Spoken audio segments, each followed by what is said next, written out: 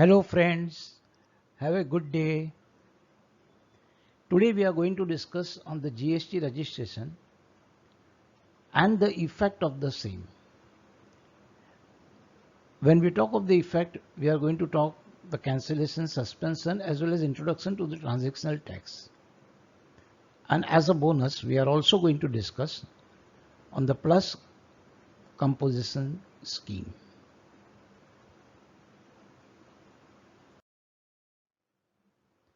So once the registration has been done, what's further? First of all, you can claim the tax benefit on the goods which you have purchased from the date of registration as well as the goods which are there lying with you from on the date of the registration. So there is a first benefit available because of the registration, that whatever the tax you have paid on your expense side will be adjusted against the tax which you will be collecting on the output tax from your client. So that is a benefit number one. However, this benefit comes with a certain constraint, and that constraint is a time constraint. And what does it say? A registered person will not be entitled to take input tax credit as stated above in respect of the goods or the service or both after the expiry of 1 year from the date of issue of the tax invoice relating to such supply. So you have to claim the benefit within the 1 year from the date of your invoice. That is a restriction which has been there. Now, on the date of registration, whenever you have made any purchases, if you are not able to give the GST number to the person from whom you purchase the goods, so he has not stated that GST number in your invoice, and that will not be, he will not be filing along with your name and number. For that reason, the government say, okay, you cannot miss out the tax because once you are registered, you are entitled for the same. So in that case, you have to fill up the GST ITC form 01. So you can claim the tax credit even on the invoice. It is not stated on the invoice of your purchase. However, if on the invoice of the purchase it is stated, then this form is not necessary to be filled up. And now if this input tax credit is more than 2 lakhs, then the chartered accountant or the cost accountant certificate is also essential to be filed with the ITC 01. Now we have to keep in mind that if we have got a special economic zone, then while taking the registration number, we have to take different number as a distinct person. Now let us first understand what is the meaning of the term distinct person. Now distinct person means any person who has with the same PAN number but who has got a two different GST number. Take an example. I have got an office in Mumbai and even I have got an office in Delhi, and the PAN number is one and the same. So I have to take two number, one in Mumbai, another one in Delhi. And for both this number, the GST number will be separate, but the PAN number is same. So as a Mumbai person, I become a distinct person, and as a Delhi person, I become a distinct person, even though for all other practical purpose, I am the only single person. So here it says that if on the special economic zone, that means suppose in the Mumbai, Andheri Chakala has got a special economic zone. So if I am carrying out the business in the Chakala area, even though I have obtained the number for Mumbai, I should have obtained the special economic zone number separately. Because whenever there is a transaction between the both the places, Mumbai and Delhi, or Mumbai or my Chakala office, it is considered as a sale transaction. Previously, before this GST concept, there was a branch transfer concept which is no more there. And for that reason, when it is considered as a sale transaction, at what value it has to be given to that goods, because both the units are my own units. Actually, I am not selling, but from GST angle, I am selling it. So this valuation rule, when we consider the valuation rule for the other presentation, at that particular moment we will go into the detail. So here you have to remember that special zone unit required a separate number. Then when I get the registration, it comes with an obligation. What is an obligation? That every registered person I have to display my certificate of register in the prominent location, and as far as possible along with the name board itself. So on the name board itself my GSTN number should be there. If it is not there, there is a heavy penalty for the same, and that penalty is for every day. That means if officer come today and if he doesn't find the number, he will charge you the penalty. Next day if he comes, again he doesn't see the number, you will have to again pay the penalty. So always remember that once a GSTN number is obtained, see that it is displayed at a prominent place along with the name wherever it is appearing, whether it is on the letterhead, whether it is on the invoice, or whether it is on physical premises. It has to be displayed. And sometime once the number is allocated within the 7 days of your application, an officer may, if he feels so, may come for a physical verification. And if he has come for the physical verification, he will give you certain forms, and this form has to be uploaded in the form GSTR registration number 30, and this has to be filed. So this is obligation and the benefits and the responsibility once you get your registration in your favor from the GST authority. Now let us go to the next one.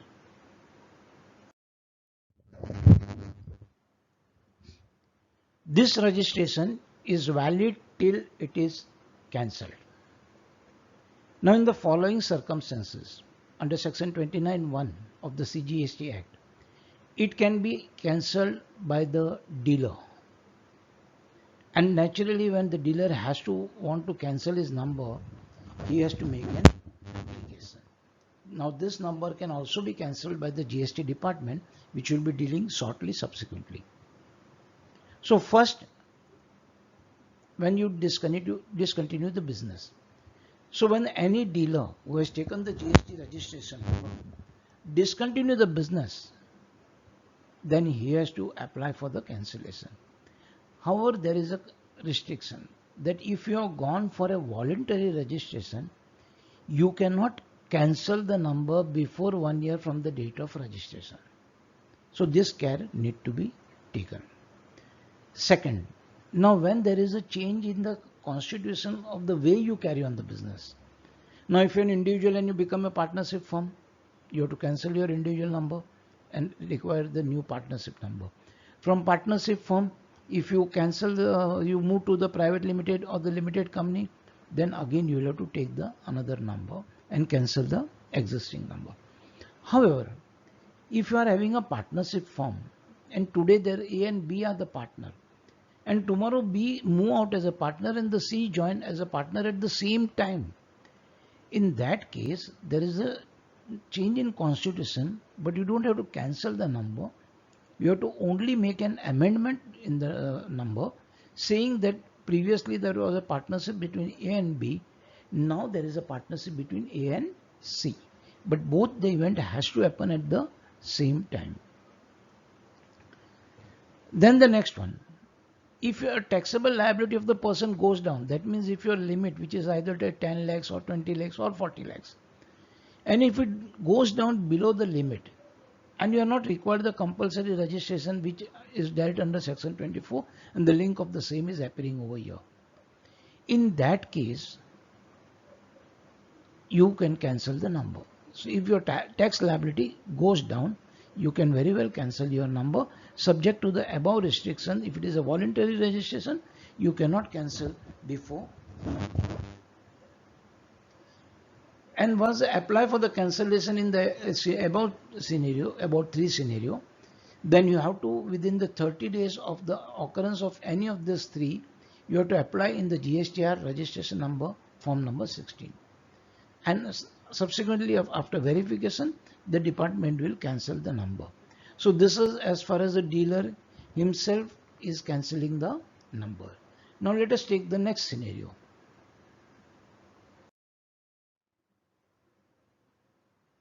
In this case, the government initiated the action for cancellation of the number. Now this is under 29.2. So 29.1 was a self one, and the 29.2 is from the GST department. Now the GST department has got a right under this particular section to cancel your number in the following scenario. The first one, as a registered dealer, you have contravened any provision of the act or rules. You have not followed any provision of the act or the rule. Say you have given the invoice, but the invoice has to be given in a particular manner, and you have not given the invoice in a particular manner, that number can be cancelled. So we have to take care that we follow all the rules and the section properly. Second one, a composite dealer, a person who has not furnished a return for the 3 consecutive period. What is a composite dealer? We are going to deal shortly. So if you are not filing the return for the 3 consecutive period, which you are required to file every quarterly, that means for a practically for a 9 months, if you don't file the return, then your number is liable to be cancelled. And obviously whenever government take any action, they will give an opportunity to you to clarify that what you want to say before the number is being cancelled. Then third one, other than the composite dealer, that's what we normally call as a normal dealer, and this also we are going to do it subsequently, has not furnished a return for 6 consecutive months, then your number is liable to be cancelled by the officer. Then any person who has taken the voluntary register and you don't commence the business within the 6 months, so you have taken the number voluntarily but you are not commencing a business within a 6 months, then the officer can cancel the number, but you cannot cancel on your own before 1 year, as you have seen in the previous slide. Then registration, if has been obtained fraudulently or by suppressing the fact or by willful misstatement, that means while getting the registration number, you had got some different intention, a bad intention in your mind. So you suppress certain fact or you said something wrongly, then your number is liable to be cancelled. Now this was in accordance with 29.2. Now further rule 21 also prescribes certain circumstances when your number can be cancelled. You do not conduct any business from the declared place of business. So you have declared the place of business at X, but you are not carrying a business from there. You are supposed to make an amendment in the certificate. But if you don't do, and you are clearing the business from Y place instead of the X place which is there on the registration number, then your number is liable to be cancelled. Or you issue the bill or the invoice without actually supplying the goods and service in violation of the provision of the act or the rule thereunder. That means you are giving a dummy bill, your number is liable to cancel. Here it is only cancellation, but under income tax under 271 it's a heavy penalty is there, 271AA(d). So you have to take care of the same. You can also refer to the income tax presentation under 271AA(d), and the penalty is very heavy, 100% of your invoice amount. So you have to take care that you don't issue any dummy or a duplicate unnecessary bill without actually providing the goods or the services. You violate any provision of section 171. Now there is one anti-profiteering measure. Now anti-profiteering measure is a different topic by itself, but I will explain you here shortly that because of the set off from the old VAT law to the new GST law, your cost has reduced. You are supposed to pass that cost reduction by reducing the price of your service or of your goods to the customer. And if you don't do that, then you are liable for an anti-profiteering measure action, and once that action is taken, your number will be cancelled. Then you violate the provision of the rule 10A. That means you have given a bank detail after registration number, and subsequently you change the bank, but you don't intimate the department. So the moment you change your bank account, you are supposed to intimate the department that you have changed the bank detail, and accordingly the number will be continued. If you don't do that, your number is liable to be cancelled. Now, once the cancellation is done, it doesn't mean that you are free. There are certain responsibility which is still attached. First one, your liability to pay the tax of the period registered does not get extinguished. You have to complete all your liability which were there till the date of the registration. Secondly, your liability and fulfillment of all your obligations like filing the return in the time, paying the tax, see that all the tax are properly paid. All this continue till the assessment of your is done till the date of the closure of your business. Otherwise, the responsibility still continue. If the cancel is initiated for not filing the return, that means in this second situation, a government is taking an action. As we have seen that if you don't file composition dealer 3 return, that means for 9 months, other dealer for 6 months, or for any other reason, if the government has taken an action of not, because you have not filed the return, in that case, you can restore your number. So you can reactivate your number. But here, there is a condition applied that you have to file all your pending return and at the same time make full payment of the tax along with the interest and the late fee charges. Then only your number will be restored. Otherwise, without restoring also, they can collect all this particular fact. And once the number is cancelled, this number you can restore provided you make an application within the 30 days from the date of the cancellation order. Till the number is restored. That means your number has been suspended, say on 1st of January. You have to apply before 30th of January. But you did not apply. Or your number is restored subsequently from the 1st March.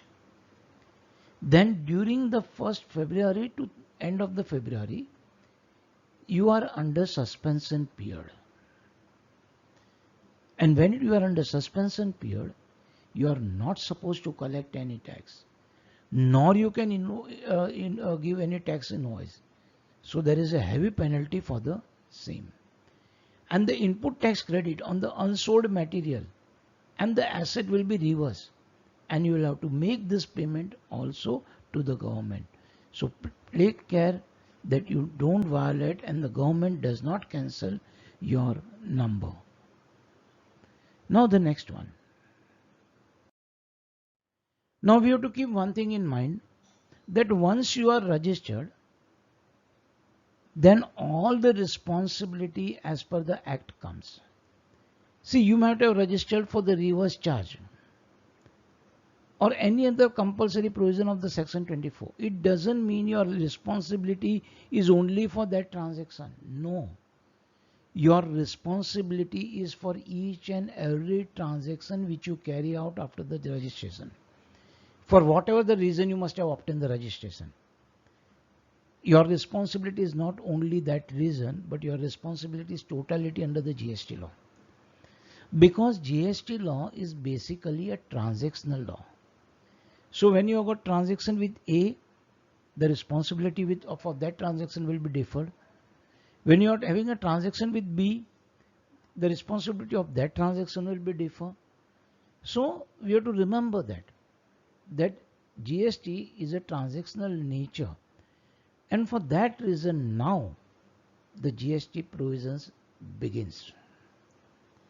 So we will be dealing with the levy and collection of the tax in this and all the subsequent presentation, because now you are a registered dealer.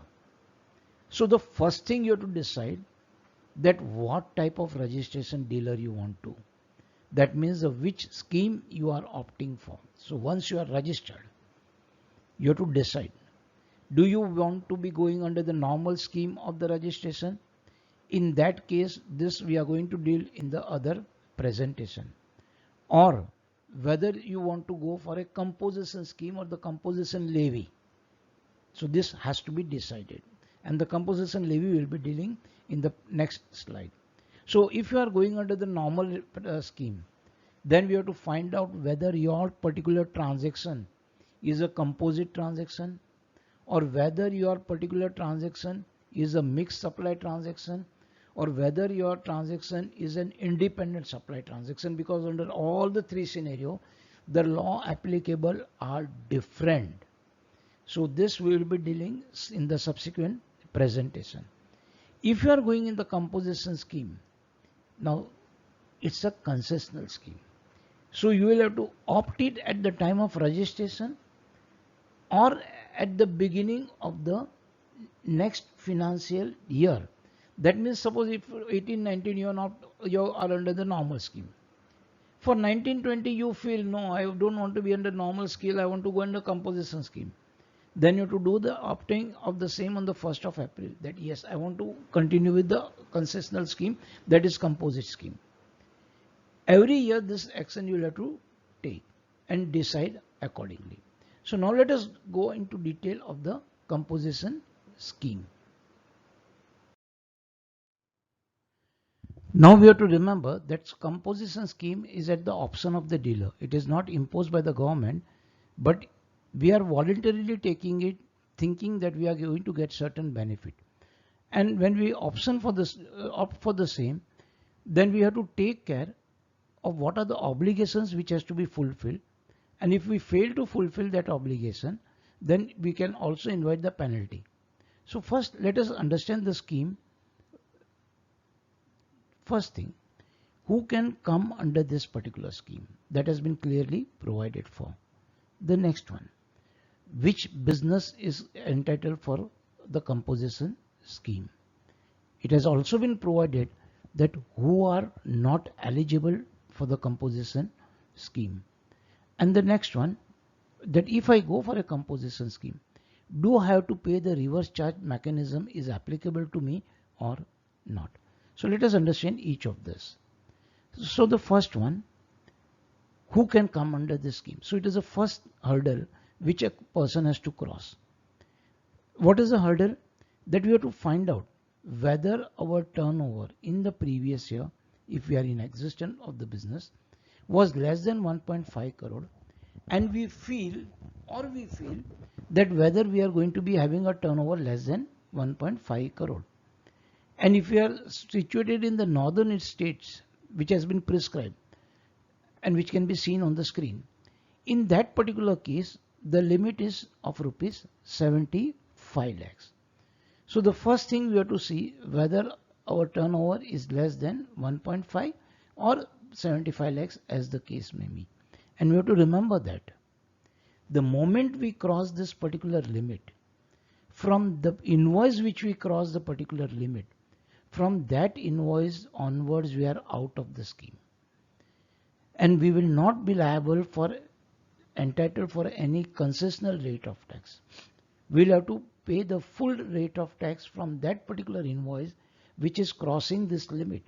That means you have to constantly keep an eye on your turnover, and the moment you cross 1.5 crore or 75 lakhs as the case may be, you have to immediately apply to the government saying that I want to be out of this composition scheme. Now let us see which business. Now here I am giving along with the rate of the tax. So whenever your aggregate turnover, the aggregate turnover we have already seen at the time of the registration, and the same meaning continues here. Then with the rate of tax you have to simply multiply your turnover and pay the tax accordingly. So for this particular purpose, it has been classified into three categories. First, which business is entitled? A manufacturer is entitled. Second, a restaurant service who is not serving the alcohol, they are entitled for a composition scheme. Or any other trader, they are also entitled for the composition scheme. What is a condition? That as a manufacturer, you should be a manufacturer other than the manufacturer of ice cream, pan masala, tobacco related products. In that case, you have to pay the tax of 1% of your turnover. So if your turnover is 1 crore, 1% of that 1 lakh rupee you will have to pay the tax. And if you are in a restaurant business, then you have to pay 5% tax of the turnover.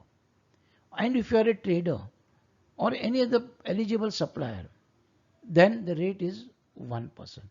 So it is 1% for manufacturer and trader, and for restaurant it is 5%. So it is very easy calculation. Just see your turnover, multiply the rate percentage, and you pay the tax. But who are not eligible for the composition scheme? Obviously, as stated above, ice cream manufacturer, they are not entitled. Pan masala manufacturer, they are not entitled. Tobacco product related products, they are not entitled.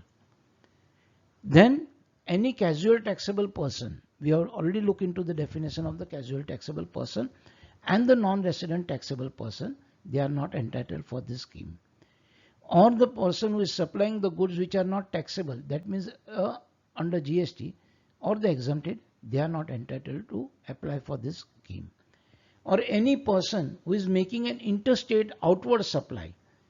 Interstate purchase is not a problem because in any case registration liability is always on the outward supply. So if you are making any outward supply interstate, you are not eligible for composition scheme. That means even if you are registered in Bombay or Mumbai, but if you are selling the goods to the special economic zone which is situated in Mumbai, it will become an interstate transaction and you will not be entitled for a composition scheme.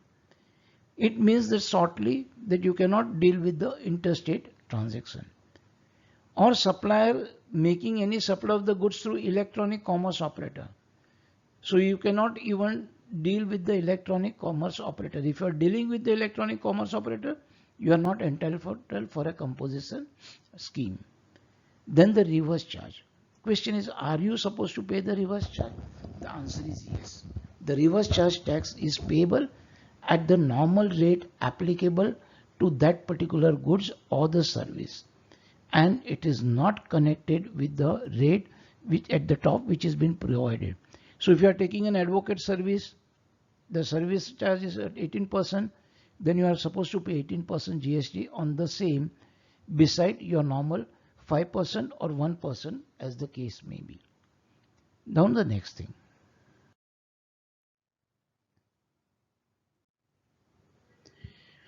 What he cannot do. That means what a person who is under composition scheme, he cannot do this thing. First, what are the restrictions? Let us see. He cannot collect the tax separately or issue the tax invoice. He has to issue the bill of supply. He cannot issue the tax invoice. Secondly, he cannot claim any input tax on the purchases which he has made, or even the reverse charge tax which he has paid, he cannot claim as a deduction. He has to pay the tax completely from his own pocket. Third restriction, his service supply cannot be more than 5 lakhs or 10% of the turnover, whichever is higher. So the composition scheme basically is available only for the manufacturer, that means manufacturing the goods, trader dealing in the trading of the goods, or the restaurant. It is not available to the service provider. Then there are certain compliance responsibility which come along with the concessional thing. And that is when you have to pay the tax and when you have to file the return. So here you have to pay the tax on the quarterly basis before 18th of the next month ending of each quarter. That means April, May, June, you have to pay by the 18th of July. Then June, July, August by 18th of September, and so on and so forth. So for each ending quarter, you will have to pay the tax and you have to file the GST, see under return number 8. Previously, before 31st March 19, it was GSTR 4. Then at the end of the financial year, the moment the financial year ends, before 30th of April, you have to file the GSTR 4 return. And beside that, you have to also file the annual return. On every invoice and bills and the notice board, you have to very clearly state that you are a composition taxable person and you are not eligible to collect the tax on the supply. And this has to be displayed on each invoice as well as in the premises from where you are carrying on the business. If you don't do this, the penalty is per day, and which is substantial amount. So if the officer visit and find out that you are not display this, you will have to pay penalty for that day. The moment you come for a second day, again if you are not rectified, you will have to pay the penalty. So you have to be very careful whenever you take this benefit. Then miscellaneous. What are the other things? The other thing is, if you make any wrong declaration or if you violate any of the provision of the scheme, then there is a heavy penalty liable. Then if you move out of the scheme, then you have to reverse the input tax credit.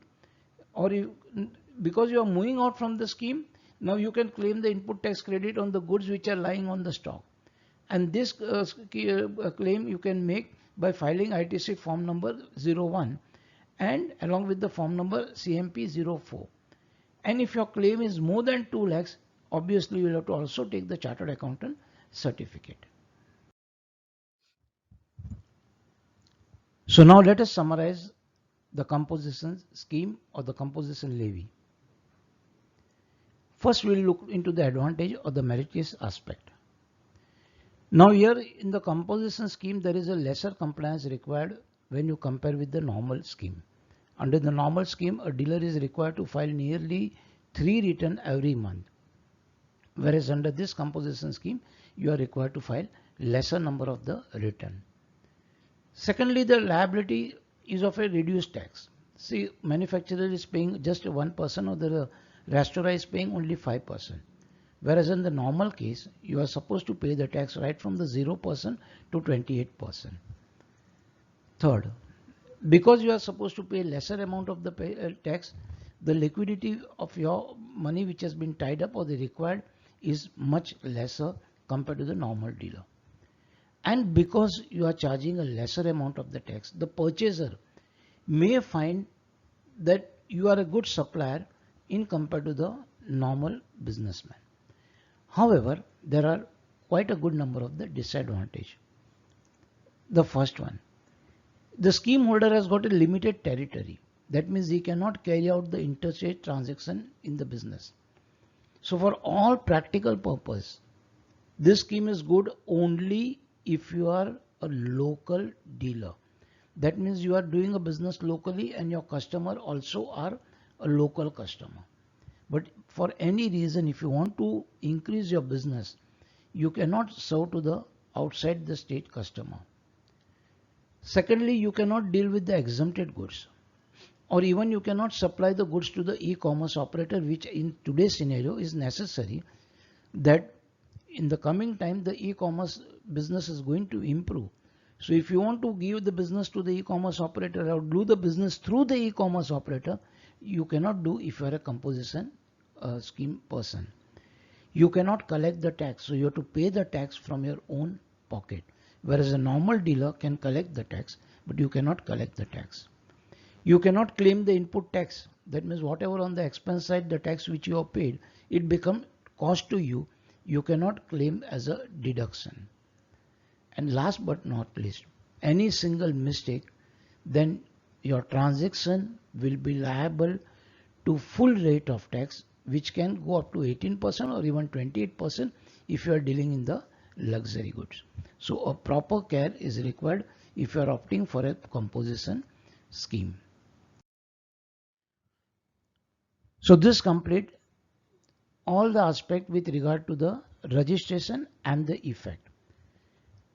Now we will be subsequently dealing with the GST law in totality, that how it is implemented, how the transaction wise tax is there, at which moment the tax has to be paid, how it has to be paid, and where it is exempted, how to claim input tax credit. All these things we will be dealing in the subsequent presentation. So here all the total aspect of the registration, a link has been provided and the link is also given in the description list. So you kindly go through the same, that who are the person liable for compulsory registration, person not liable for the registration, how the registration has to be done. That means section 22, 23, 24, all has been completed in totality. And the opinion which is given to over here, statutorily is my personal opinion. And for any further, kindly go through the same. And any further suggestion or the rectification or clarification you want or you want to state, kindly give a mail on the given address. Thank you very much.